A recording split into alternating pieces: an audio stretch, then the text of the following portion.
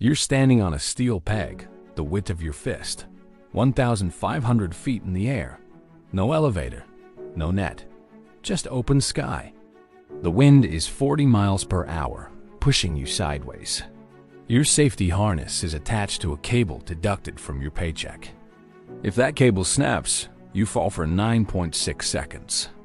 That's enough time to know exactly what's happening. In 2008, OSHA called this the most dangerous job in America. The average pay? $16 to $22 an hour. Your phone gets 5 bars because someone risked their life for them.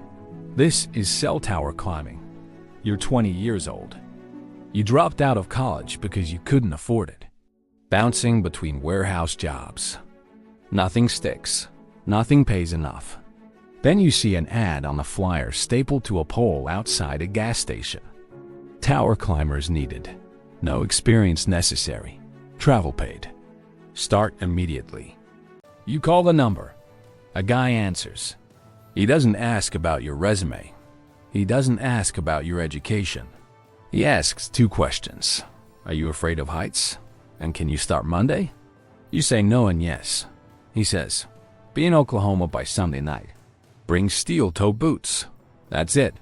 That's the hiring process for one of the most lethal jobs in America. No formal interview. No background check. Sometimes no real training. You show up.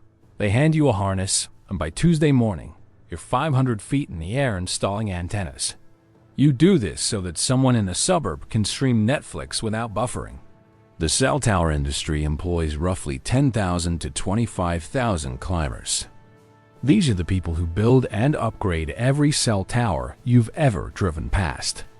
Every time a carrier launches a new network like 5G, the carriers at AT&T, Verizon, T-Mobile don't do this themselves. They hire contractors. The contractors hire subcontractors. The subcontractors hire you. By the time the work reaches you, nobody at the top knows your name or cares whether you make it home tonight. The pay reflects exactly how much you're valued. Tower climbers typically earn $14 to $22 an hour. Some start at $10 or $11. Some companies deduct the cost of safety equipment from your paycheck. The harness that's supposed to keep you alive? That comes out of your pay.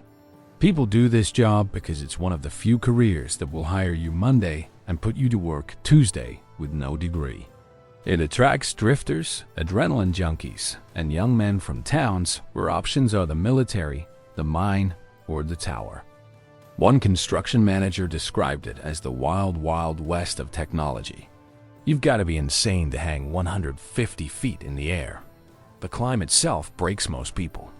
Towers range from 200 to over 2,000 feet. The tallest stands at 2,063 feet. You climb using pegs, small metal bars, bolted to the tower.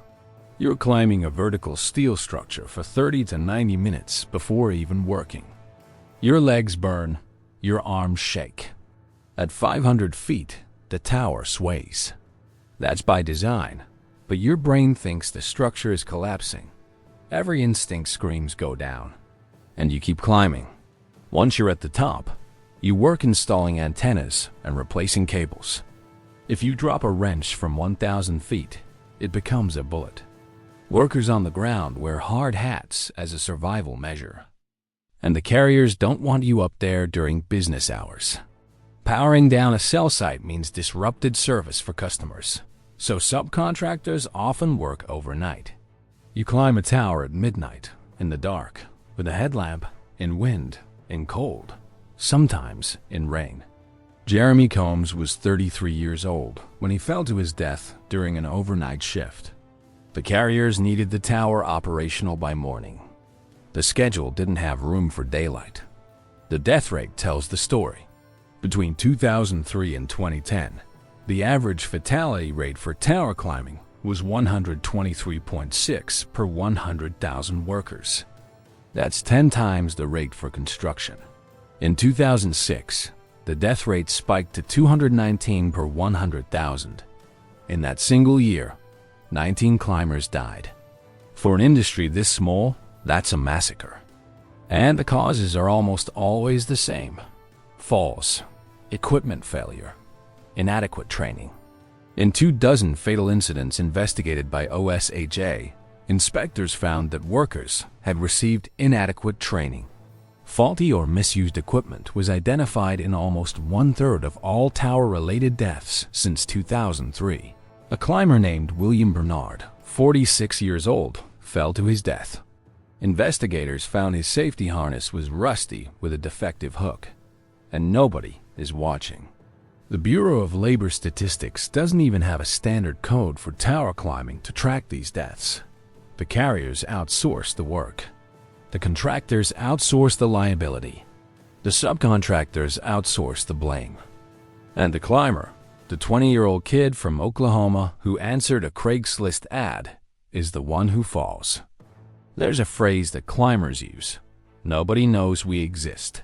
And it's true. You drive past cell towers every day. But you've never thought about the person who climbed 1,000 feet in the dark to make your phone work. America's $300 billion wireless infrastructure rests on the shoulders of men who make $16 an hour and buy their own safety harnesses. And every time a new network launches, it gets worse. The 5G rollout required thousands of new tower installations and upgrades. The demand for climbers surged. Companies hired faster, trained less, and pushed harder to meet carrier deadlines, not safety deadlines. Climbers worked longer hours, skipped safety checks, and went up towers they shouldn't have gone up. That's because the job attracts people on the margins, pays them barely enough to survive, and sends them up in conditions no one should face. Years pass. You're 28 now. You're one of the experienced guys. You've climbed over 500 towers in 15 states. You've seen 2 guys fall. Your right shoulder clicks from a near miss when your harness caught you mid-fall 3 years ago. You make $22 an hour now. $45,000 a year. You live out of motel rooms. You haven't had a permanent address in 4 years. Then your phone rings. It's your little brother. He's 19. He says he saw an ad online for tower climbers. No experience needed. And your stomach drops because you remember that ad.